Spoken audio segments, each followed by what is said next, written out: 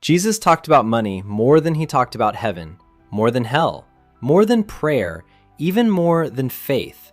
Roughly 1 out of every 10 verses where Jesus is speaking has something to do with money, possessions, or stewardship. So why does so much of what Christians believe about money sound nothing like what Jesus actually taught? Somewhere between the pulpit and your bank account, something got lost. Many Christians have been taught that money is evil, that wanting more is greedy, and the godly thing to do is simply want less, spend less, and hang on tightly to whatever you already have. But in one of Jesus' most detailed financial parables, the servant who did exactly that was called wicked.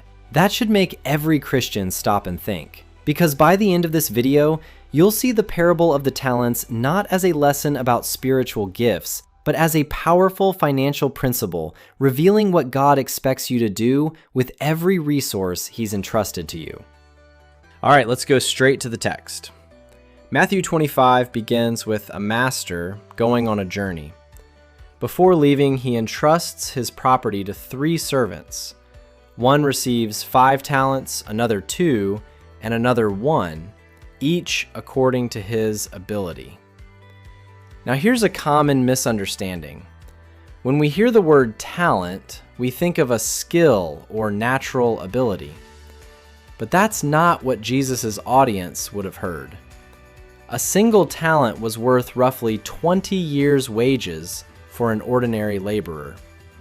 5 talents represented about a century's worth of income. This isn't a story about discovering your gifts. It's a story about managing capital. After the master leaves, the first 2 servants immediately put the money to work. Matthew says they traded with it.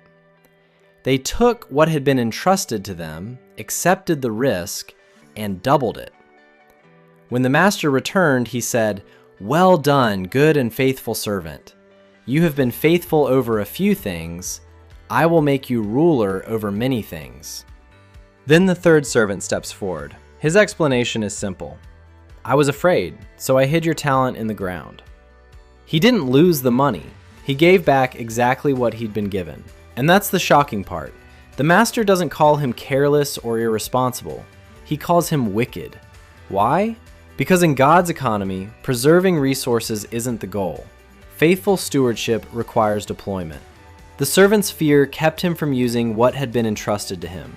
And according to Jesus, that wasn't faithfulness. It was failure. Here's the word many Christians have been taught to associate with money: safety. Save it. Protect it. Don't risk it. Now, those things aren't wrong. Scripture encourages wisdom and prudence, but they're only part of the picture, and incomplete teaching has kept many Christians from becoming the stewards God calls them to be. Because when you step back and look at the Bible as a whole, one pattern becomes clear. God isn't just interested in preservation. He's interested in multiplication.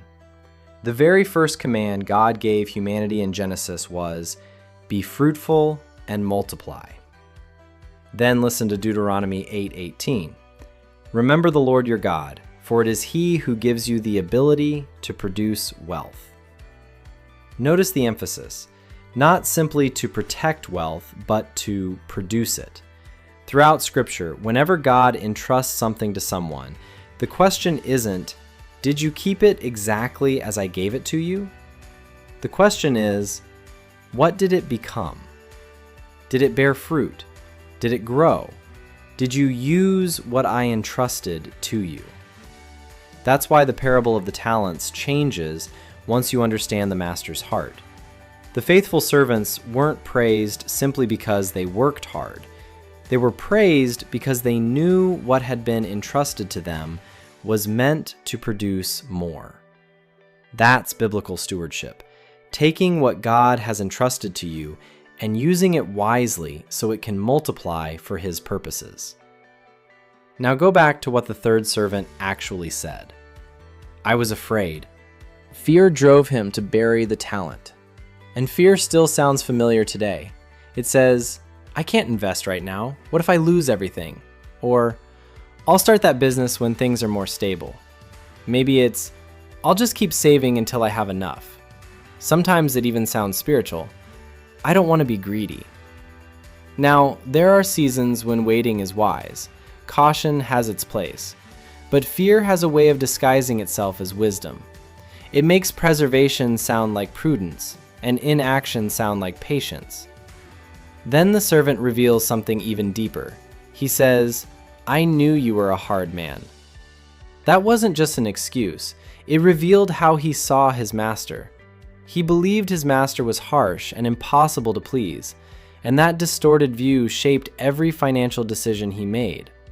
The same thing can happen to us. If you believe God is suspicious of wealth, that money is inherently evil, or that stepping out in faith is dangerous, you'll begin thinking like the third servant. You'll hold on tightly, avoid opportunities, and call it responsibility. But listen to the master's response.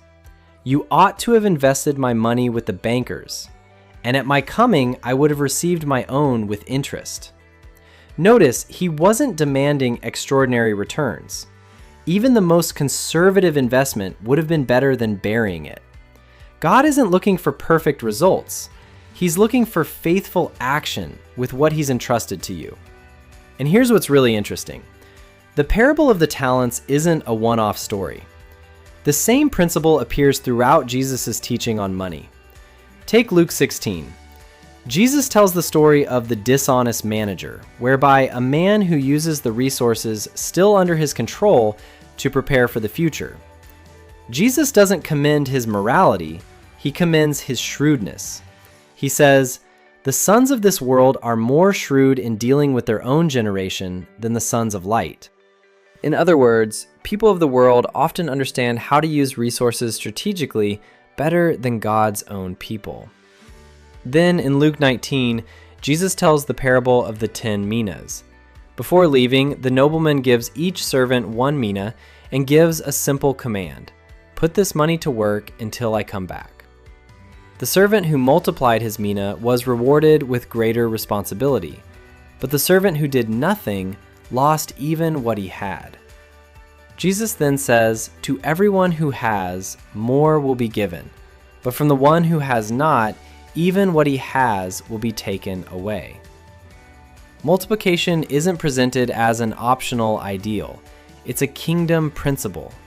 What you faithfully put to work has the potential to grow.